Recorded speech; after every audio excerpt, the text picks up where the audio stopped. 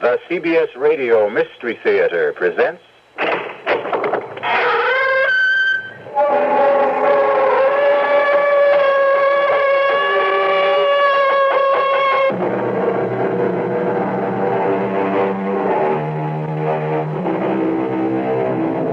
Come in. Welcome.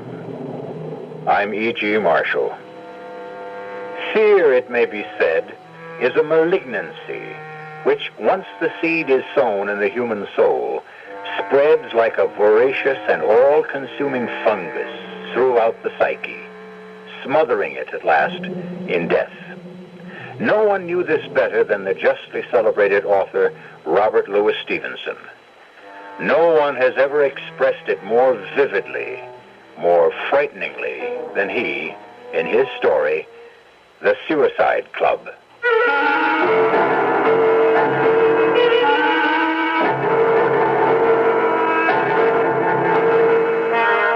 Our mystery drama, The Suicide Club, was especially adapted from the Robert Louis Stevenson classic for the Mystery Theater by George Lothar and stars Barry Nelson. I'll be back shortly with Act One.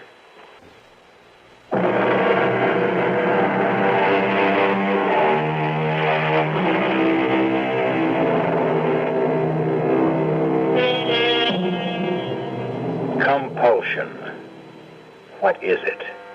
What is it within most of us, perhaps all of us, that compels us to do this or that? What drives the alcoholic to take that first drink he knows will lead to drunkenness and almost certainly eventual death? What spurs the compulsive gambler to bet again and again, aware always that in the end it can only bring him to ruin? That was a question Victor Harris often asked himself, but could never answer, until a certain fatal night when he met a man who called himself John Smith. Well, your health, Mr. Harris. Yours, Mr. Smith, I think you said. As good a name as any other. So why did you invite me for this drink, Mr. Smith? It isn't customary, you know. More often than not, the strangers one meets at poker games remain strangers. Why? You interest me, Mr. Harris. In fact, you intrigue me. Oh. The last hand we played, everyone else had dropped out, leaving just you and me. I admired the way you played. I admired your nerve. More than anything else, I admired your coolness, your indifference when you lost. $37,000, Mr. Harris. $37,000. Your admiration is misplaced. Cool, indifferent, why not? $37,000 is nothing to me. I'm a millionaire, Mr. Smith. Oh, are you? Several times over. Well, then, losing that much would mean little to you, if anything at all. Where's the thrill in winning or losing? There isn't any. Not for me. Not anymore. Then what point is there in playing? None. None whatever. Gambling of any kind bores me, but I go on because, well, Mr. Smith, I'm what is called a compulsive gambler. I see. What would you say if I were to tell you that I can change your boredom into a thrill, the like of which you have never experienced before? There's a price tag, of course. What is the nature of this thrill that you're talking about? I'm talking about what might be called the supreme gamble, Mr. Harris. The supreme gamble? Yes. That sounds like a matter of life and death. It does, doesn't it? Is it?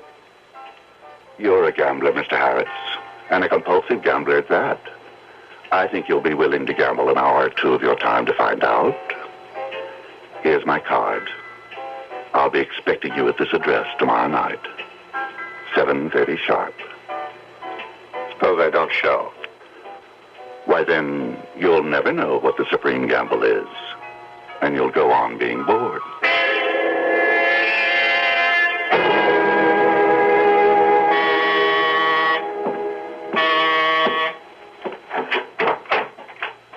Yes? My name's Harris. Victor Harris. I believe Mr. Smith is expecting me. Yes, he is. Come in. This way, Mr. Harris. Mr. Victor Harris, sir. Thank you, Lucas. Good to see you again, Mr. Harris. We'll join you in a few moments, Lucas. This, Mr. Harris, is the game room. In this room, every night, Saturday and Sunday excepted, the Supreme Gamble takes place. But what is the Supreme Gamble? First, tell me what you see. Why, a room. Large room, tastefully and expensively decorated in 18th century style. And that large round table covered with a green cloth looks like a card table. That's what it is.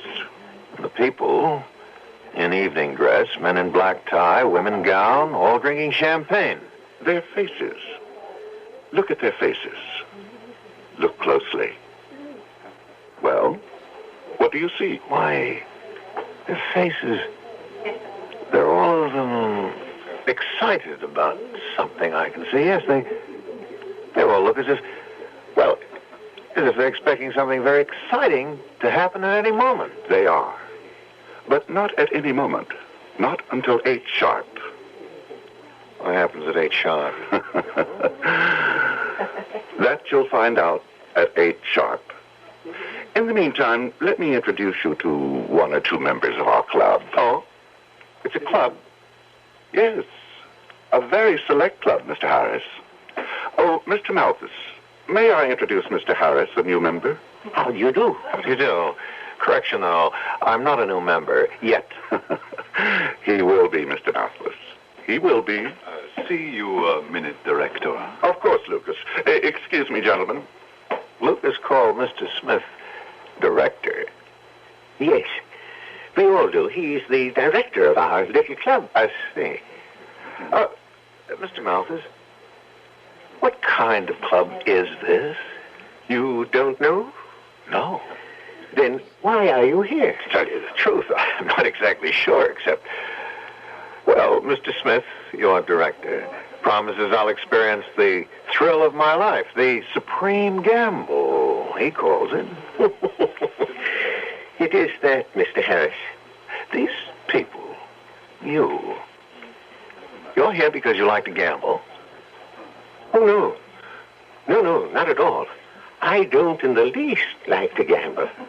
No, I'm here because I'm a coward. A coward? What do you mean? Just that. I'm a coward. I'm afraid of... Well, I see you two have become acquainted. But I'll take our new guest away from you now, Malthus. I see Iris Lorne sitting all by herself as usual. Come along, Harris. I'll introduce you. Wish me luck tonight, Director. I do indeed, Malthus. I do indeed. Iris, let me introduce our latest member, Mr. Victor Harris. I'm not a member, Mr. Smith. Director. Call me Director from now on. No offense, but I'll call you what I please until I am a member. If I am. I doubt that you will be, Mr. Harris. Why, Iris, what do you mean? Just what I say. He doesn't look like one of us. Oh, but he is. In a different way, for a different reason. I'll leave you two together. I've got to prepare a fresh deck of cards. I don't think I got your last name, Miss, Mrs. Miss Iris Lorne. Well, you said that I don't look like one of you. You don't. Where's the difference? Your eyes. In your eyes. That seems to puzzle you, Mr. Harris. Look into my eyes. Look deep. What do you see? Sadness. Yes. Great sadness. The sadness of Death. death. I'm dead, Mr. Harris. I've been dead for years. Oh, I'm afraid I don't understand. Ladies and gentlemen, your attention. It is time. Gather around the table, please. Our director will now deal the cards. To Mr. Crane's, the two of hearts. To Mr. Shaw, the eight of diamonds.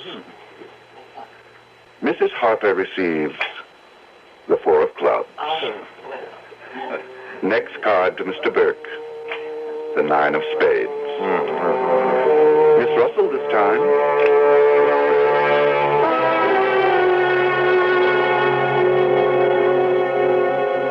Next card to Mr. Wolfson, the ace of spades.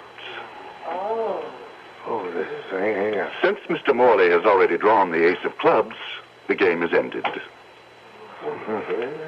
Mr. Wolfson, Mr. Morley, I will see you both in my office as soon as I've completed my business with Mr. Harris. This way, Mr. Harris. Oh, Lucas, champagne all around as usual. Yes, Director. Well, sit down, Mr. Harris. Drink? Thanks, no. Just tell me, what's this all about? Have you ever thought of committing suicide? No, I've never thought seriously of suicide. Well, many do, you know. Think of it seriously, that is. And some of these, quite a few, do take their own lives. But you'd be amazed, Mr. Harris, at how many people there are in the world who want to kill themselves. In fact, yearn to kill themselves, but haven't the nerve to do it. So? We do it for them. You... To put it more aptly, we arrange it for them once they become members of the club. The Suicide Club, we call it. Think of the gamble, Mr. Harris, the supreme gamble of your life. Think of the thrill of each night, staking your life on the turn of a card. Not a momentary thrill, but one that will make each day worth living because it may be your last. The ace of spades, the ace of clubs. Simple. Whoever in each nightly deal receives the ace of spades is killed. Everything, of course, is arranged to make his or her death appear accidental. The ace of spades, the person killed. The ace of clubs, the one who does the killing. Then one is the victim, the other is murderer. Huh. You spoke of a fee. Unnecessary evil, I'm afraid. The club's overhead is high, extremely high. Accordingly, so is the fee. Which is? Half your estate. Half of what you own. Half? That may sound unreasonable to you at first, but it all balances out, you see. What I mean is, there are members of the Suicide Club who have large estates, vast wealth. But at the other extreme, there are some who have virtually no estate, no money at all. Miss Lorne, for example. Iris, you met her. Practically penniless. She was quite well-to-do when she joined some time ago, but luck, the cards, has been against her. And in the meantime, she has spent everything she had on her habit. Drugs. She's a drug addict. Which is why she wants to die. It's the only solution to her problem. What a shame. She's so lovely. Her life could be so worth living. But isn't. Not anymore. Well, now, Mr. Harris, I promised you the greatest thrill you've ever had. I promised to cure your boredom with life for the remainder of your life. I'm ready to keep that promise with, as I said last night, the supreme gamble. Sign here. Yes? I'd like to think it over. You know what your decision will be. You're a compulsive gambler, Mr. Harris. Whether you join the Suicide Club now or later, you will join. I know it. You know it. To be bored is to be dead. As you so well know, why not live a little? Why not sign? Now? Why not? Yes. Why not?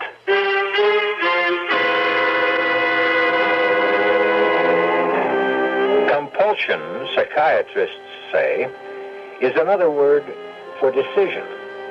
Deep in the very core of his being, a person has made a decision that gambling, drinking, whatever may be ruining his life, is somehow necessary to his happiness. Well, We shall see when I return shortly with Act Two.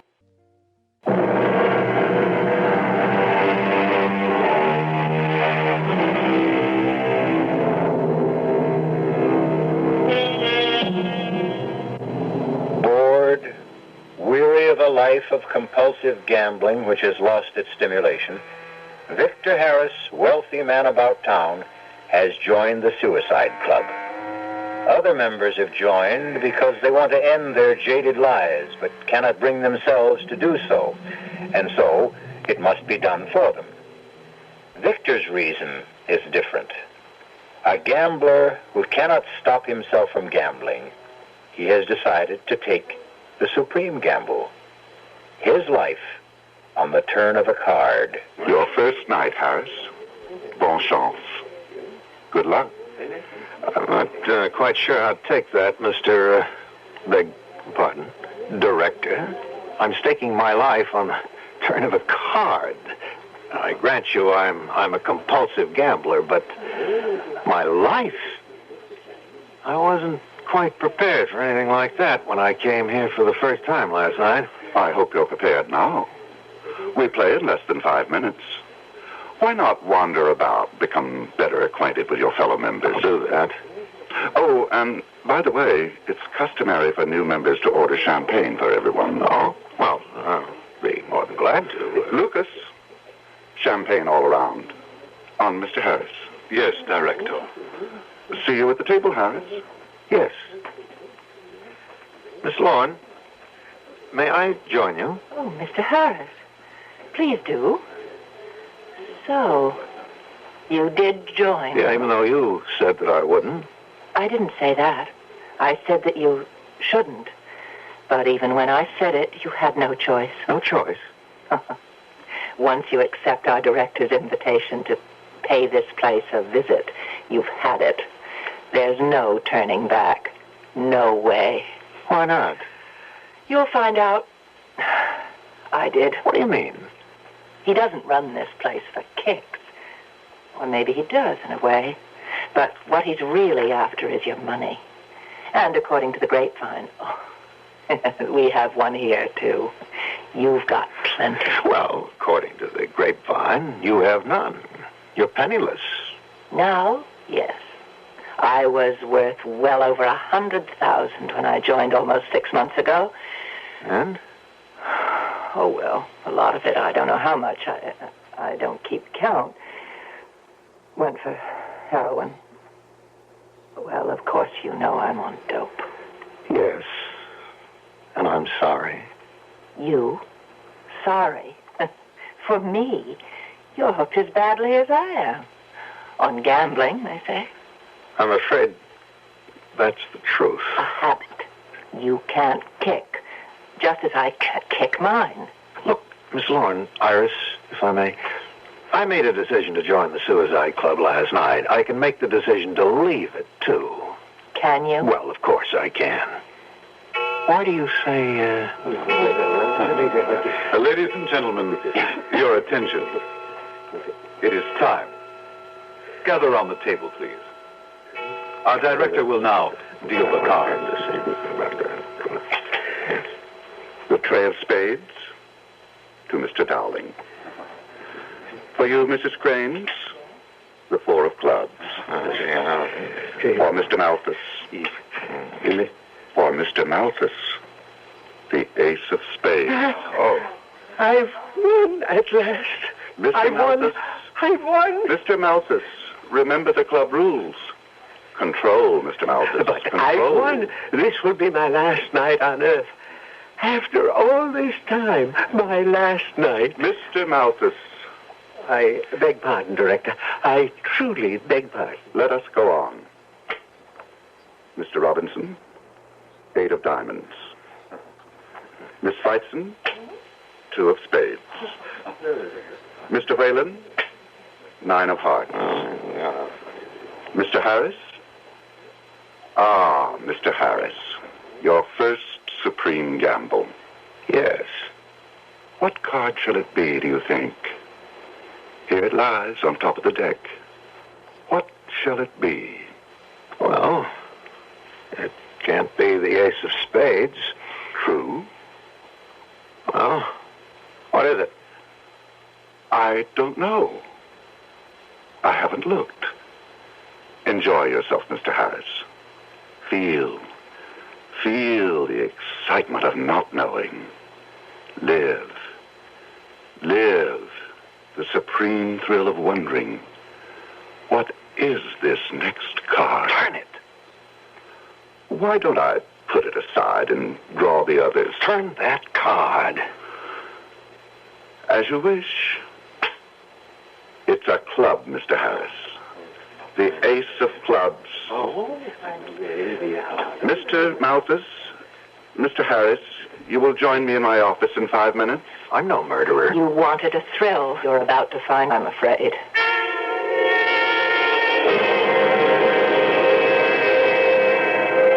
Be seated, please. You there, Mr. Malthus. Mr. Harris, here. When shall it be, Director? When is my moment to come? How shall it be done? And where? Patience, Mr. Malthus. Patience. Your suicide will take place tonight at approximately 10:30. Is that satisfactory? Oh, yes. Yes, indeed. Good. Now, here are your instructions and a map to go along with them. This straight line represents the Uptown Express platform of the IRT subway at 42nd Street. Yes. This arrow indicates the direction from which the Uptown Express train will come into the station. At 10:30 tonight, you are to stand at precisely this spot that I've marked with an X. X marks the spot. Yes. Now, the platform will be filled with the after-theater crowd. You will take up your position at this spot and stand at the very edge of the platform. Clear? Very. Goodbye, Mr. Malthus. And Godspeed. Goodbye. And thank you for all you've done.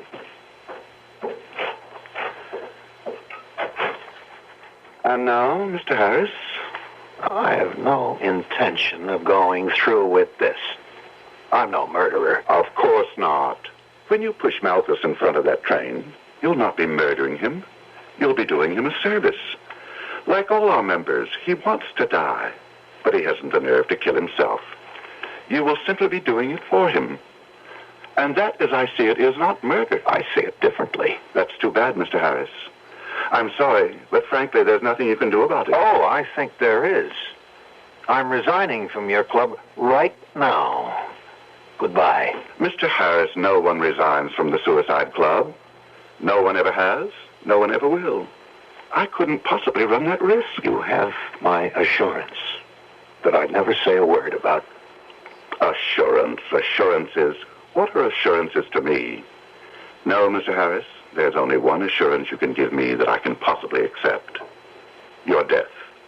Or, more properly, your suicide. This is madness. Perhaps. But if it is, it's only another form of madness, Mr. Harris. Like, say, compulsive gambling. I won't argue with you further. No, you won't. I've had enough of your argument. You know what you have to do tonight. You know where and when. Do it. Do it, Mr. Harris. Or if you don't, I promise you'll wish you had. And as you already know, I keep the promises I make.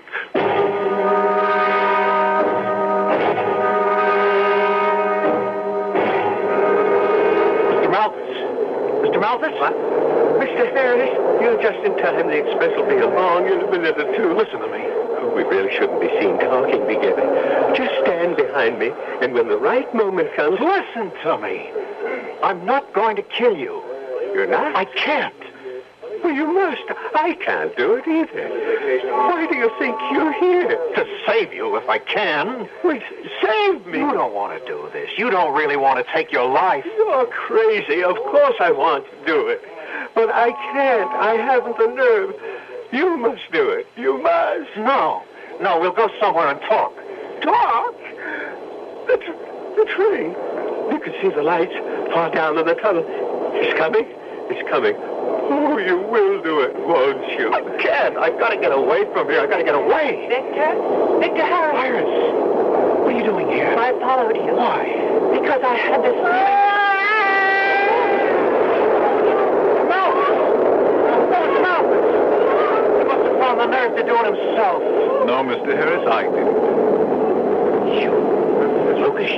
robbed him? The director figured you'd lose your nerve. It happens sometimes, and when it does, I take over. Well, see you, and you, Miss Lorne, at the club tomorrow night. 8 sharp, as usual. You've got it wrong, Lucas. You won't see me tomorrow night or any other night. You got it wrong, Mr. Harris. If you don't show up tomorrow night, there won't be any other night. Not for you or Miss Lorne.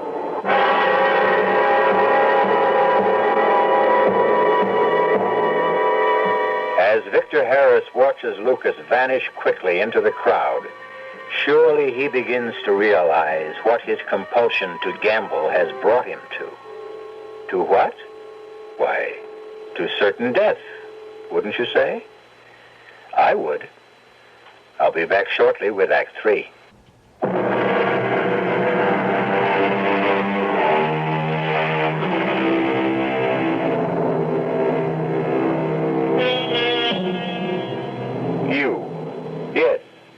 You, listening to my voice, are Victor Harris, or, depending on gender, Iris Lorne.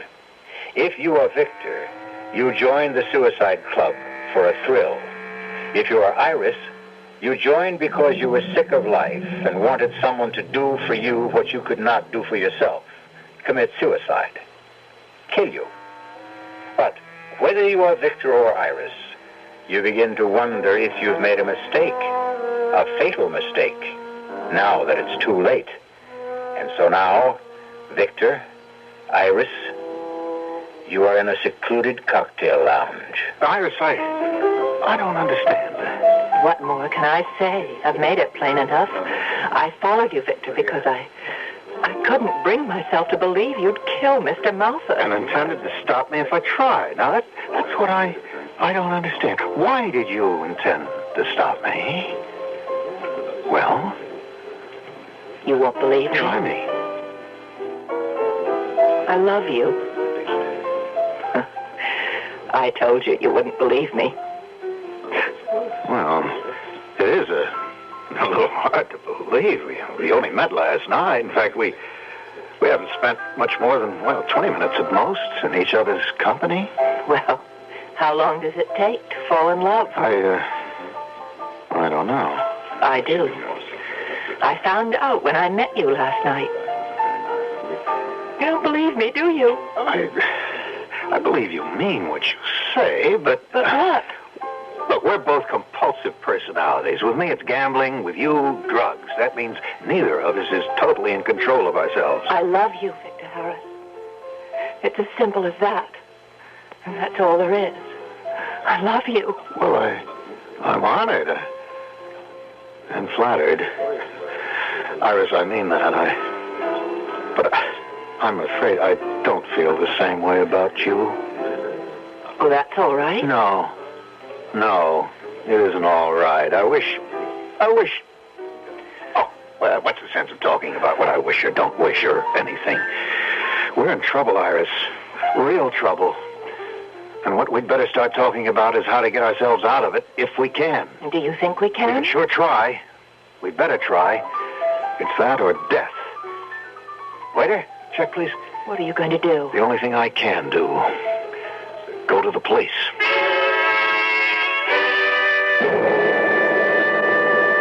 Now, Lieutenant, that's the whole story. Mm-hmm. You don't sound as if you believed us, Lieutenant. Tell me something, Miss Long. How long you been mainlining? Mainlining? You know what I mean? It's written all over you. Your eyes, the nose twitching, the long sleeve dress. Pull up that sleeve and let's have a look. It's no need. It's true. Okay. What about you? Me? What are you on? Uppers, downers, mescaline? I'm not on anything. I'm no drug addict. Look, Lieutenant. Sounds like a pipe dream. A suicide club. Now, Mr. Harris, I've heard some far-out stories, but yours it's outer space. I see. In other words, you don't intend to do anything. We'll check it out, but word of advice? Yes? You and her. Kick the habit and try to get your feet back down on earth. Huh?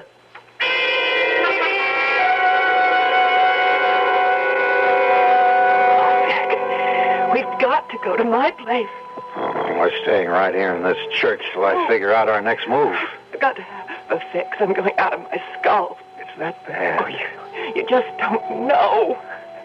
Vic, I've been almost 24 hours without one. We've been running all day. Central Park, Radio City Music Hall, now this church. We couldn't go to my place or yours. The director, Lucas, they're sure to be looking for us. I can't stand it. I can't. You don't have to, Miss Lorne. What? Lucas? Right here in the pew behind you, Mr. Harris. Here, Miss Lorne. It's just a skin pop, but it'll hold you till we get Give it to me. Give it to me. No. Something wrong. Not in a church. I won't. Not in a church. Suit yourself. Let's go. The director is waiting. You heard me, you two. Come on, Iris. And Iris. Yes. Good girl.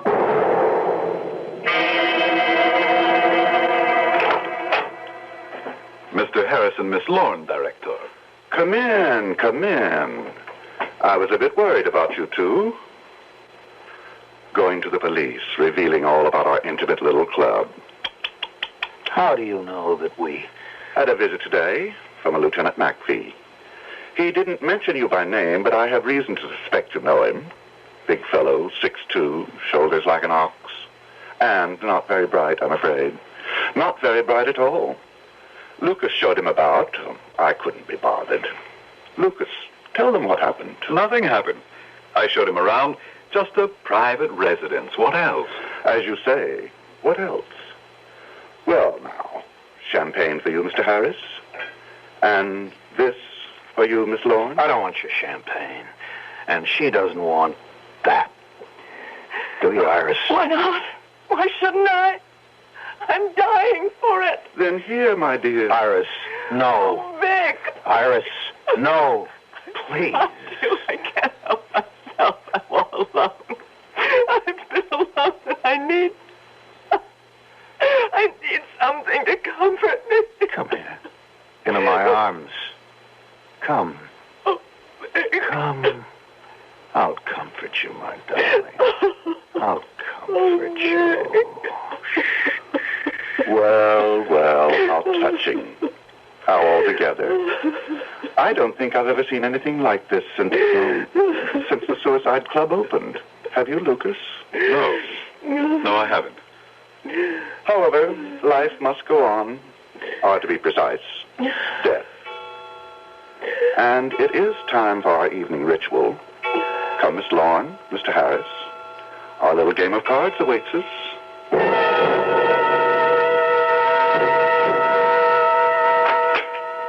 For Mr. Dowling, the 5 of diamonds. Mr. Whalen, the 9 of hearts. Mrs. Lawton, the ace of diamonds. Mr. Whalen, the deuce of spades. For Miss Lorne, Iris, the ace of clubs. Oh, Victor. Steady. For Miss Feitzen, the 8 of hearts. Mr. Hanson, the 10 of hearts. For Mr. Harris, the ace of spades. That ends the play for this evening. Miss Lorne and Mr. Harris will join me in my office, please. Victor, I feel sick. I think I'm going to say... Miss Lorne, wait. Where are you going? To the powder room, you fool. She's sick. Mrs. Lawton, do what you can for her. In my office, Mr. Harris.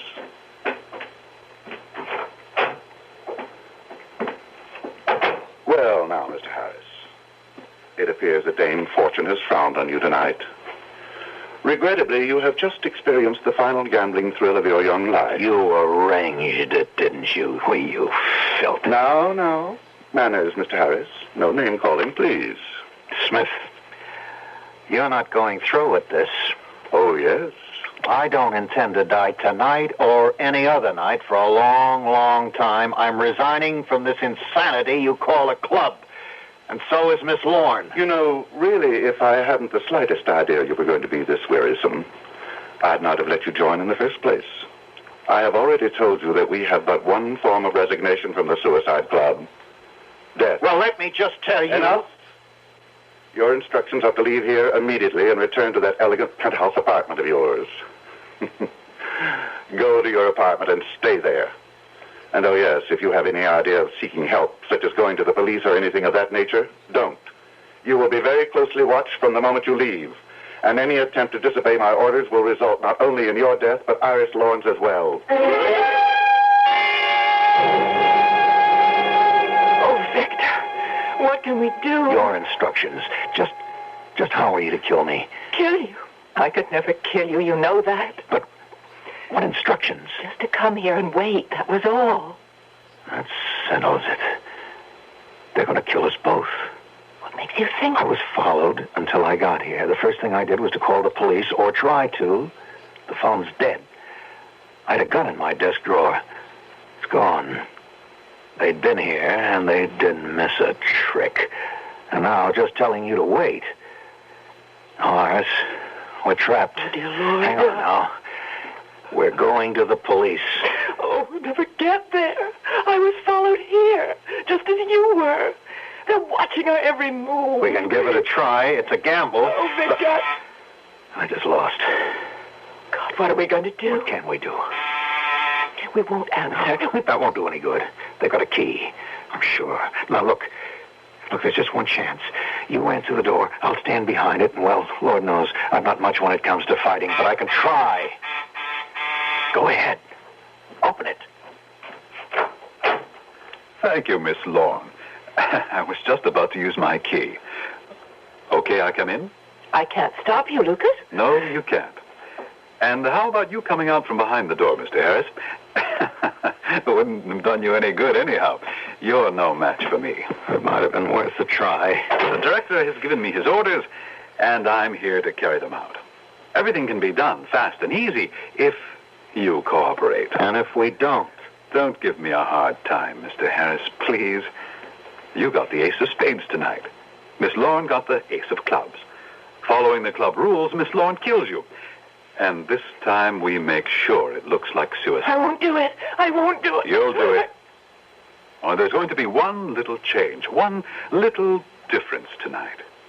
After you kill Mr. Harris, after he commits suicide, you might say, you're going to commit suicide too. What do you mean?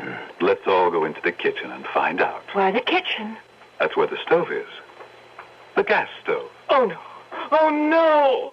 Move, Miss Lorne. Look, Lucas, look, you're being stupid. One suicide, the police will buy that. But two... You never heard of a suicide pact between lovers? It says so right here. See? What? That's the suicide note you're leaving. See, it's typed, but signed Iris Lorne, Victor Harris. Those signatures. How did They forged them. The contracts we signed. Just put the note on the table there, hmm? No.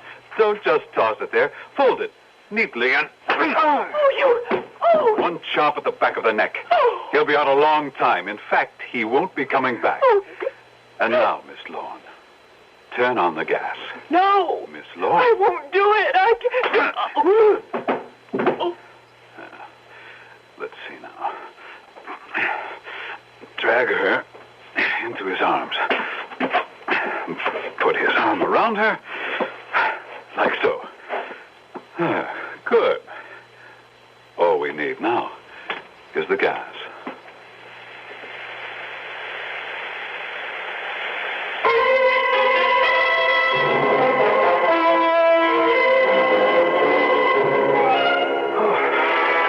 Okay, Eddie, he's coming around.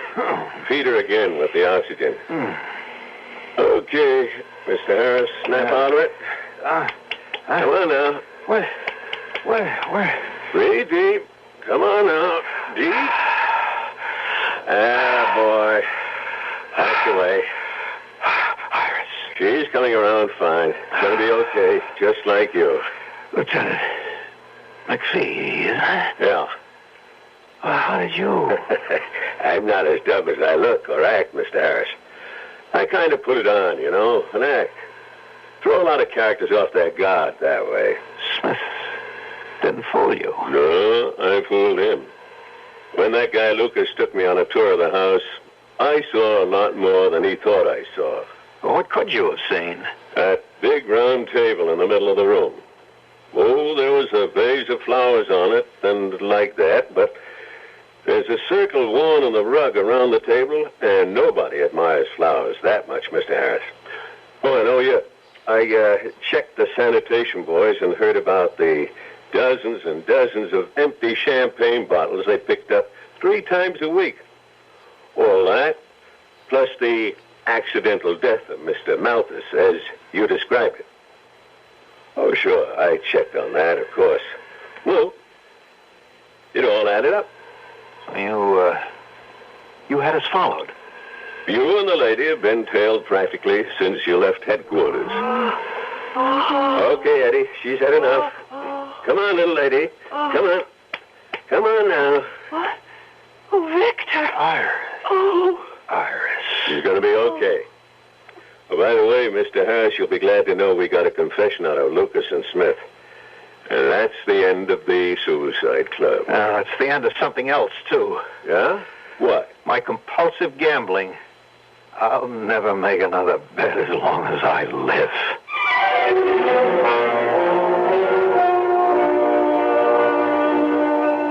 Victor Harris never did gamble again.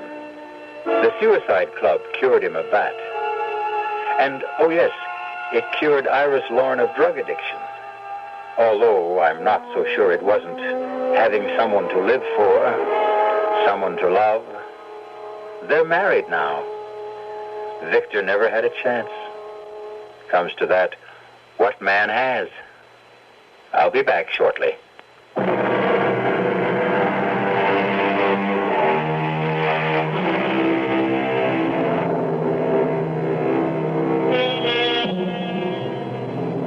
As Victor Harris and Iris Lorne discovered, out of weakness can come strength. Out of death, life. And compulsion is nothing more nor less than, as I said earlier, a decision we make within ourselves. We can decide for evil or for good, but it is always we who decide. Our cast included Barry Nelson, Marion Seldes, John Barragray, Dan Acco, and Lloyd Batista. The entire production was under the direction of Hyman Brown.